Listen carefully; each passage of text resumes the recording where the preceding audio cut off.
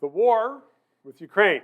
Our Prime Minister came out a few days ago and said, we are going to have sanctions. And one of the first ones is that we are going to stop the import of oil from Russia to Canada.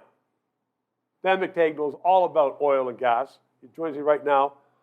I wasn't aware that Canada imported oil and gas from Russia for the East Coast because we don't have any supplies out there. Did we? No, we never, no gas, but definitely oil, and come by chance, the refinery from Russia. And we've been doing so at least consistently since about 2015. 2015 to 2019, the come by chance refinery closes down, mothballed, and there was no more imports of crude. However, we continue to import light oils from Russia, and we did so last year. So when the Prime Minister said, well, we are putting a block on importing crude oil from Russia, that's hot air.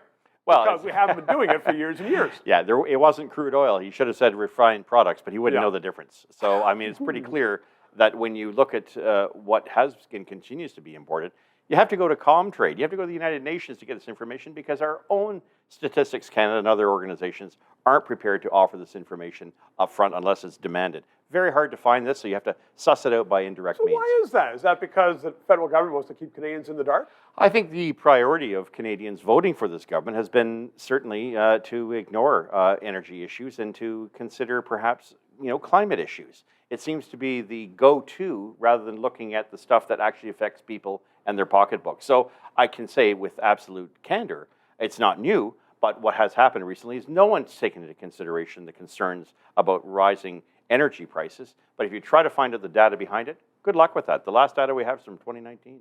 Some liberals, Justin Trudeau liberals, are saying that he has to win. There's going to be a culture war. He has to win the next election because Canada otherwise will go to pot. The culture war, some of them are saying, is also, the fact of global warming. And yet, we've had experts on this show saying Canada closed down and it wouldn't make a difference to global warming. I mean, really, how should Canadians respond to this government as far as oil and gas and climate change, which is important? Out of touch. I mean, that might have worked in 2015.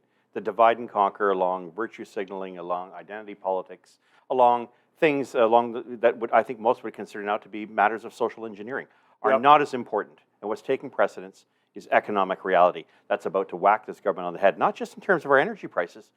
How are you going to pay for the debt, the $140 billion that you blew out the window even before the pandemic began? I think reality isn't just going to start to grip Canadians. It's going to start to grip this Liberal government in a way that it's not going to like. Unless they want to get it reduced to 10, 15 seats in the House of Commons, they'd better smarten up soon. I guess when the bombs are falling, you don't care about the name of different watchers. You don't, absolutely not. Dan McTeague, thank you very much. 3 minutes. As you can tell from what you just heard and saw, there are a lot of issues that have to be decided in Canada, and we need independent analysis of them. So, help us stay on the air. Subscribe, tell your friends, PayPal, and thanks for watching.